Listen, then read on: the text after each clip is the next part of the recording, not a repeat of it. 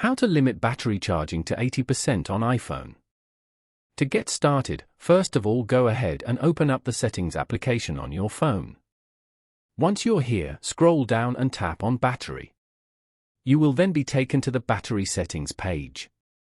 On this page, you can view your battery percentage, battery health, and manage other battery settings as well.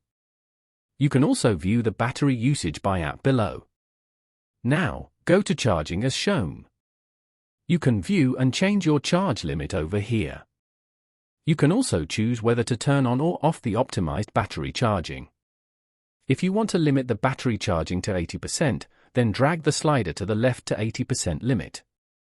Following these steps, you can easily limit battery charging to 80% on iPhone. Thank you for watching. Please leave a like if this tutorial helped you, or leave a comment below if you have any questions related to the video.